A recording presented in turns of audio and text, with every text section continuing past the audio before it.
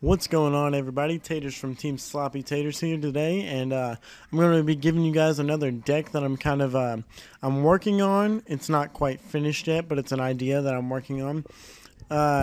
It's Dark Worlds, but it's like a new idea for Dark Worlds I have. It's a lot slower build. It moves at a lot slower pace than most Dark World decks tend to. But I'm doing that on purpose because I think that's the problem with Dark Worlds right now in the meta, is that everyone's trying to run them super turbo, and I just felt like if you slowed the deck down a bit and play a bit defensively and kind of go card for card until you can explode, then hell yeah, Dark Worlds can compete because they're already very competitive. But I figured if I did this with a few different tech cards I have. I feel like Dark Worlds can be quite competitive again. So this is in the testing phase still. So I've played a few matches with it, and it's been doing great, actually. It's been doing quite amazing. Therefore, I figured I'd go ahead and give you guys the build I'm testing at the moment, and tell me what you guys think about the build. So first off, we're running kind of the standard Dark World lineup: triple Brow, triple Grapha, and triple Snow. Obviously, the Snow is the Searcher. Brow speeds everything up, and Grapha is your nuts monster. He is the nuts. So that's the standard Dark World lineup. Not much to say about them. And for the only other Dark Worlds we're running 2 beige because the build got really cluttered after a while. There wasn't much space for any more Dark Worlds than these 11. But I really like beige, especially in this build with the tech cards I'm running. So beige is really good.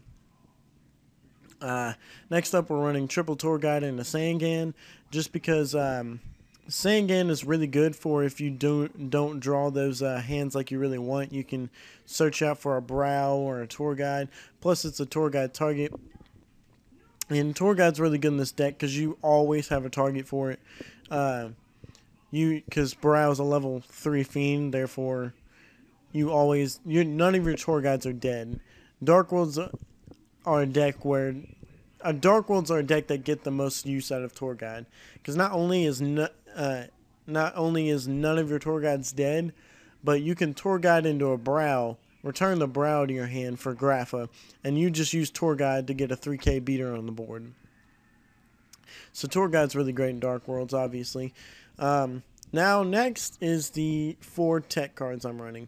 I'm running 2 Gen X Ally Crusher, 1 Fabled Raven, and 1 Trance Archfiend. I'll talk about Gen X Ally Crusher for a little bit. Gen X Ally Crusher, for those of you who don't know, is a dark level 4 machine type monster, 1000 attack, 2000 defense. His effect reads: once per turn, when you normal summon a monster with this card's attribute, you can select and destroy 1 card your opponent controls.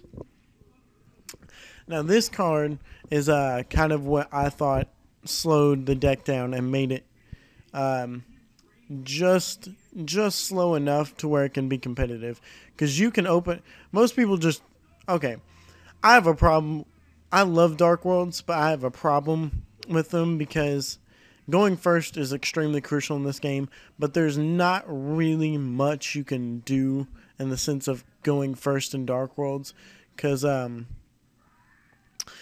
you have a lot of destructive power in Dark Worlds, and if you waste that destructive power on your first turn just so you can get your graph out on the board first turn, then you're kind of wasting resources, you know what I mean? So things like Raven, Trance Archfiend, Tour Guide, and Crusher all open up first turn plays. Crusher you can set and sit on it, and then next turn you can kind of mess around with Crusher, because whenever you normal summon for like that Grapha bounce, not only did you destroy a card with Grapha, you're destroying a card when you Grapha bounce. So Grapha just becomes a 2-pop card per turn, so that's awesome. Now there is something to note. When whenever you have Gen X Ally Crusher on the field and you normal summon your Tour Guide, if you activate Tour Guide's effect, then Crusher does miss his timing because it has to activate whenever you normal summon the monster. So the last thing to resolve will be Tour Guide's effect and not Crusher's. So Crusher would miss his timing and you won't get to blow anything up with if you normal summon the Tour Guide and activate its effect. So just keep that in mind when you're playing with my build, that Crusher will miss its timing if you normal summon Tour Guide. What the? Oh my god, I hate it when my computer does this.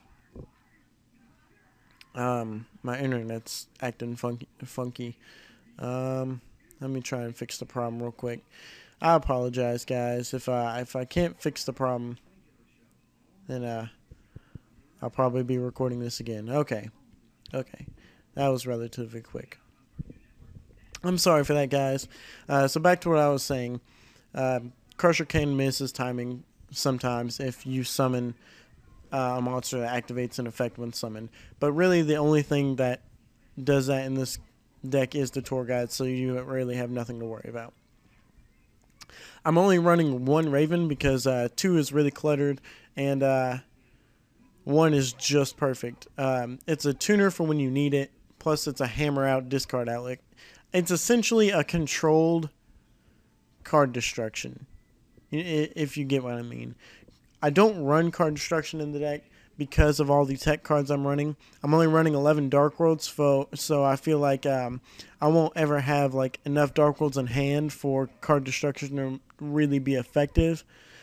So I don't run it, but I do run the Fabled Raven as like a controlled card destruction, because you can pump all the cards in your hand out that you want, but keep all the cards you do want. So you don't have to worry about setting everything, then going card destruction. You can just be like, Fabled Raven, pump these cards out, bam. Okay, let's move on. One thing I'm going to say about Fabled Raven is try and discard cards that will give you pluses, and not just try your best to not like just discard beige and stuff like that with Fabled Raven, because you're not drawing cards off Fabled Raven like you are with dealings and gates and stuff like that. So keep that in mind, that you are essentially negging yourself when you're using Raven. So be careful using it. That's why I don't run too many. Plus, he's a really good tuner when you need it. That's about all I have to say about Raven. Other than that, he's a light. He's the only light we run in the deck, so that does cause some problems at some points, but not really, not often. Another thing is shit, what was I gonna say? Oh yeah, keep in mind that he is a fiend, so he does get the boost from gates. So just keep that in mind. If you have gates on the field, he automatically comes out at 16. Discard 1 card, he's a 2,000 beater. Discard 2s, 24, so on and so on. On to Trance Archfiend. I run 1 Trance Archfiend just for the fact that I can get banished monsters back to my hand. Plus, he's a great first turn play when you like go Trance Archfiend, ditch a beige, overlay for like Maestroke or Utopia or something. So he's a great first turn player. Plus, second turn he can blow shit up. So Trance Archfiend's really good. On to the spells, we're running triple dealings and triple gates. Those are self-explanatory. We are running 1 Darkwood Lightning and only 2 drag down. I'm only running the 2 drag down because we are running only 11 Dark Worlds and a lot more traps on this build than usual. So I feel like double drag down is appropriate, because drag down is a great card in Dark Worlds, but 3 is just too much for this kind of build. I am using the 1 Dark World Lightning just because I like it. So it's pretty much the only reason we're running it. It's a tech card for me. I like Dark World Lightning, but in 2s and 3s it's just too much. It gets really cloggy. And then we're running our 1-ofs, which are Monster Reborn, Dark Hole, and Heavy Storm, obviously. On to the trap lineup. This makes the deck, I think, a lot more competitive because you can run your defenses while still pumping out lots of strong monsters. So this deck works kind of like it's kind of like a defensive Chaos Dragon build. You're just gonna have a lot of big shit on the board with, but you're going to be able to defend it. And the fact that Graffer just won't die like Light Pulsar and Red Eyes. So on to the traps. We are running the Solemn Brigade because you do take a lot of hits sometimes in Dark Worlds, but if you can time this deck correctly, then you should be getting consistent monsters out every turn. So double Solemn and one Judgment's really good for countering your opponent's plays, but use them wisely because sometimes you can run into life point problems with these. We're running double Bottomless just because I love Bottomless for this format. You can Bottomless your opponent's Sabersaur, both their Sabersaurs and Cabazools when they summon them with Rabbit, which is an extreme plus because that means they just wasted a Rabbit and lost 2 of their dinos in their deck. They either have to go in a Leviair play or hope they draw into another Rabbit. So that's always fun. Usually if you Bottomless 2 of their dinos, they lose. If they don't already have control of the board. If they already have control of the board and you banish 2 of their dinos, it doesn't really matter. They're just going to be like, okay, fuck it, I'm still winning. Bottomless is really good. So that's why I chose to run it. Next up, we are running the double Torrential because this deck is allowed to. Because not only do you... Okay. Play... How do I explain this? With this build, try and play conservatively and keep cards in hand every turn. Don't like leave yourself with 1 or 2 cards in hand. Because this deck running only the 11 Dark Worlds and the few discard outlets can tend to run out of options sometimes. And you'll just end up with dead cards in hand if you have 1 or 2 in hand. So it kind of sucks sometimes, but play conservatively. And then while you're playing conservatively, running Torrential Tribute's really good. Because if you have Torrential Tribute on the field with like a Trance Archfiend or Sangan, then or Grapha even, then you're set. You can just Torrential whatever you want. Because Sangan, you'll get the Search. Trance, you'll get the recruit from your banished, and Graph is just going to come back next turn. So double Torrential is really good if you play it wisely. And here's some text traps. We are not running Mind Crush because we are only running two drag downs, so I feel like Mind Crush was very lackluster in this deck. So no Mind Crush. We are running Starlight Road and Compulse though because I feel like Compulse gives you a lot of options, and plus it's a great card against Inzectors. You can just stall out their turn and then hit them for a lot of attack next turn, and then Starlight Road for if they try and bomb your field. Your field will eventually come back, but Starlight Road just kind of fucks them over because usually when they're trying to bomb your field against Dark Worlds, it's because they have nothing else to do. So Starlight Road is a really good tech. Onto the extra deck, it's kind of self-explanatory. There is some tweaking to be had, but I feel like as for now, this is a good extra deck. For rank 3s, we're running 1 Leviathan, 1 Leviair, 1 Acid Golem, and 1 10 Tempo. No Zen mains because I feel like Zen mains is too slow for the deck. 10 Tempo is really good though. I like it. And Acid Golem's just another big ass beater. Leviair for some Grapha plays, and Leviathan for like game. For the rank 4s, we're running Gemini Pearl, Maystroke, Photon Butterfly Assassin, Utopia, and Gemini will probably be leaving, maybe for another Maystroke, but probably not. It might be leaving for probably, I don't know. I don't know quite yet. It's a good card. It just it feels like I never use it, so it'll probably be leaving. Maystroke's really good because it's a wall when you need it.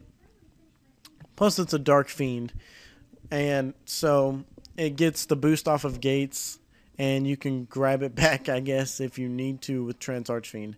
Photon Butterfly Assassin's way too good, and people just don't know it yet. Gets rid of Reaper, puts their Gachi Zen mains and Gelen duos and Marshmallows into attack position, and they lose 600 attack permanently.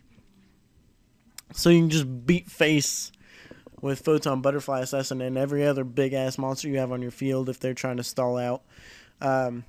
Utopia is self-explanatory. Now here's another tech. Heretic Sun Dragon, Overlord of Heliopolis. He takes 2 level 8 monsters, so 2 Graphas. He's 3,000 attack and 2,400 defense. Once per turn, you can detach an XYZ material from this card, tribute any number of monsters from your hand and or side of the field, minimum 1. Then destroy an equal number of cards on the field. So this guy's just like for game pushes. If like you've already ditched all your Graphas to the grave, and you got like 2 on field, and you just need a little bit of destructive power to get over stuff, you just exceed into this guy and detach a Grapha, start tributing stuff and destroying stuff, then just normal summon and bounce back for that same Grapha. For the synchros, because we have the Fable Raven, we're running Brio. Ancient Fairy Dragon's really good because you can go into some pretty interesting plays if you need to. Black Rose, Dark Highlanders are really good tech in Dark Worlds. It's pretty much just says no to all your opponent's synchros, so it's really good. Plus, it gains the boost from Gates, so it's a 3,100 level 7 synchro, which is extremely good. We're running the 1 Stardust because you're able to get it out with tuning, but it's mostly for Starlight Road. And then I chose to run Dark End over Scrap Dragon just because I feel like it's better not having to destroy my own cards whenever I'm running more of a control build. So that's the build I'm testing, guys. Tell me what you think about the build. Maybe some pointers. What do you think about my tech? And be sure to leave a like and check out some of our other videos. I'll probably be leaving a couple of annotations to a few of our other videos if you guys want to check those out. Let me know down in the comments below what you think. And that's Taters from TeamSlopyTaters out, guys. See ya.